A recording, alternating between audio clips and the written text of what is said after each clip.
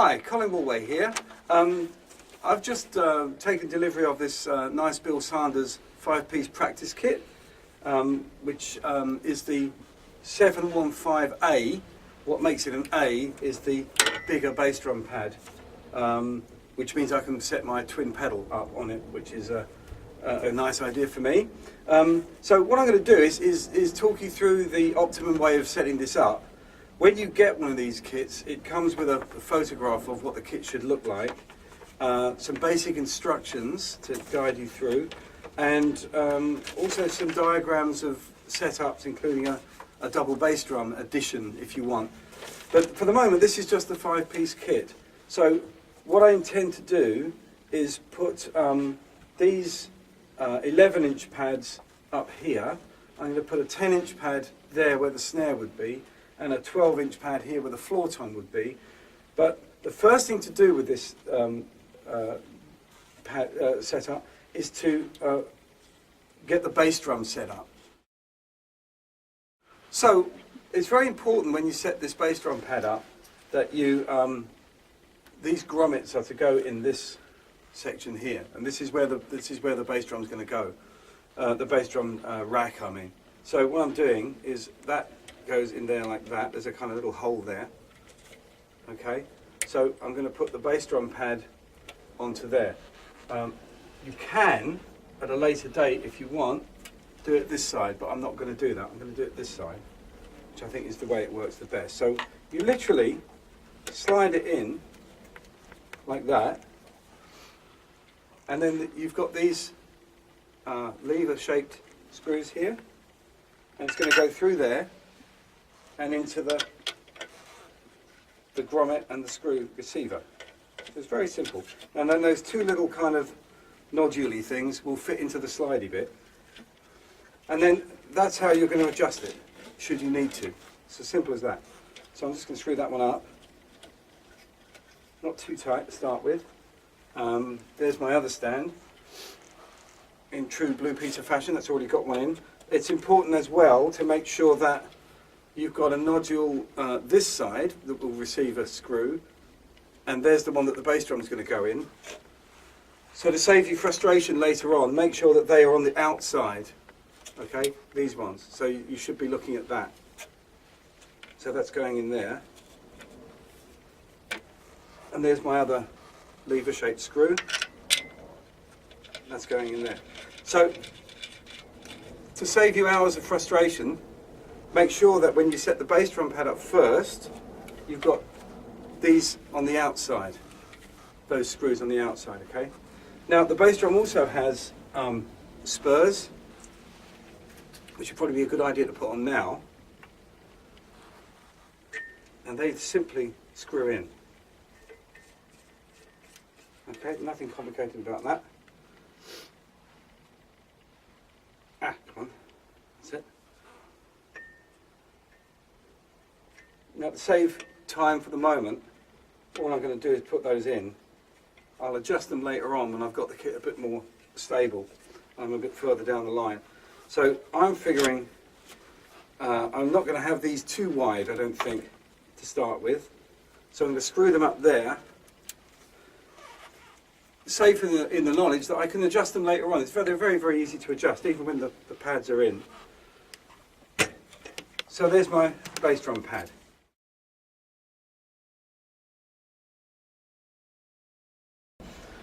So now I've got my bass drum set up, I'm going to start obviously adding the pads for the drum kit. So it's really very simple, this. I think possibly it looks confusing, but it really, really isn't once you get the idea. So I've got these nodules on the outside of the bass drum frame. There's my slider frame. I'm going to stick that in there. So that's the nodules on the grommet are coming through.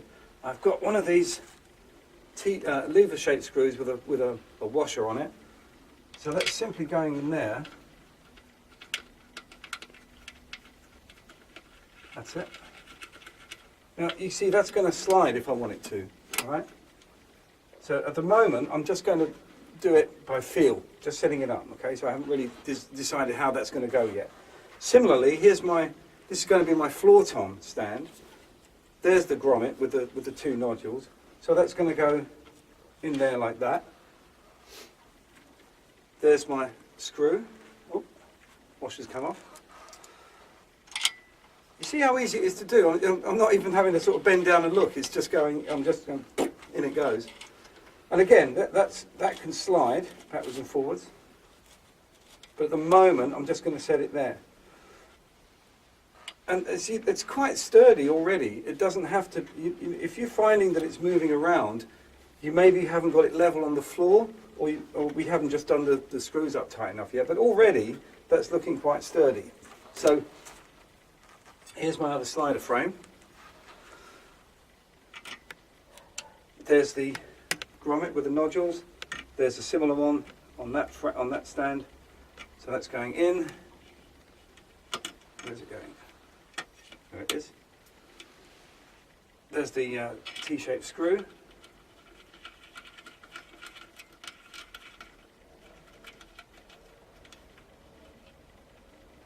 Again, just finger tight for the moment. Okay, put that on there.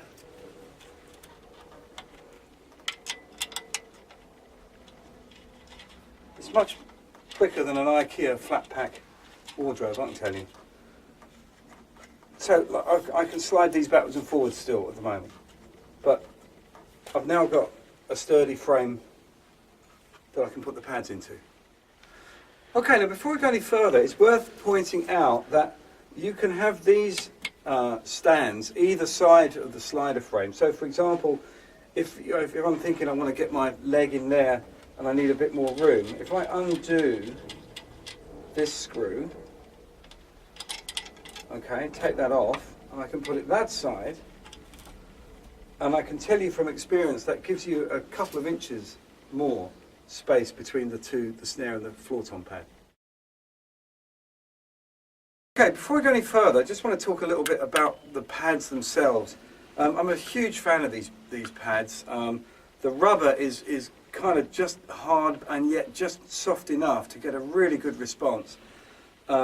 These steel chrome surrounds ensure the life of your pad. You can even get, you can work on your rim shots off them. I mean, it won't sound like a rim shot, you get a click, but you'll know you've done it.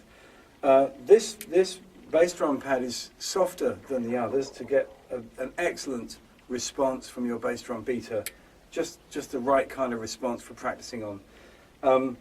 And the best thing about them is for me, apart from the feel, is that they don't wear out. They're so well made, and this rubber is so resilient that it will see you through. You know, you'll probably be gone to your grave before these pads fall apart.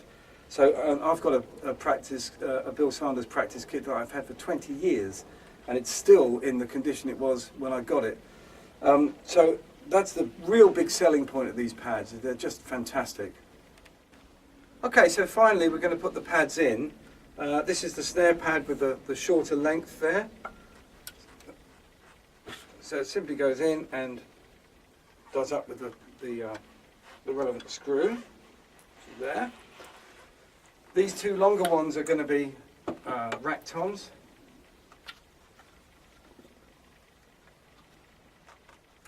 That's it. And the other one.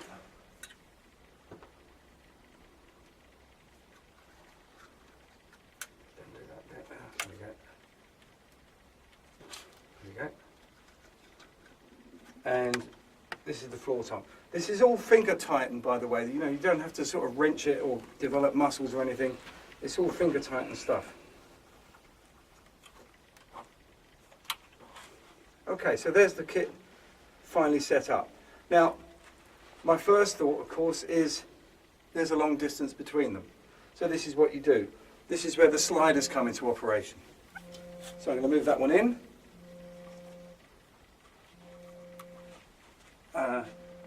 I can move this one in as well. So that goes there like that. So I'm already starting to get them nearer. Here, this one. So I'm undoing it down here, okay? And that's moving in. I can move that in as well. So you see what I mean? So they're getting pretty close now.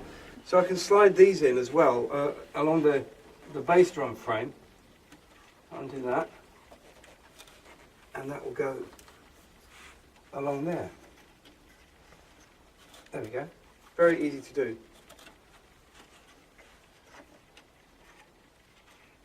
If I do this one as well, then I can get the pads quite close. Okay, so we've got the kit set up now. It's very adjustable. I mean, there's no whistles and bells on it. It's just the functionality that you need. The pads will turn round. You can have them at any angle you like. If you want to play this at a marching angle, you can have it like so and play it there. What I quite like to do personally is I like to have this pad, which is the 10. I quite like to have it here and have a slightly bigger surface area for my snare. So I'm just quickly going to whip that out. There we are, that can go in here.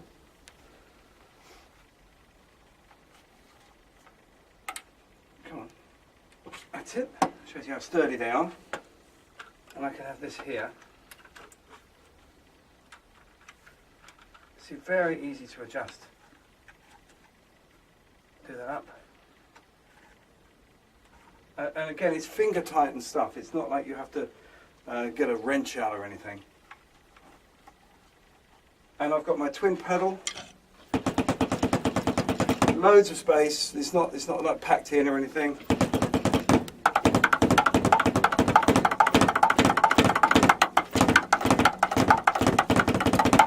Okay. Incidentally, I learnt to play the Jim Chapin Jazz Independence book on one of these kits, using that as the ride cymbal. So like,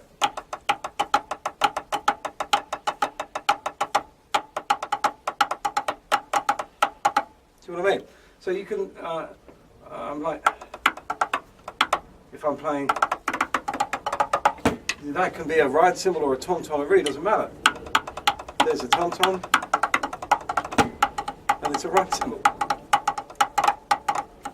Yeah.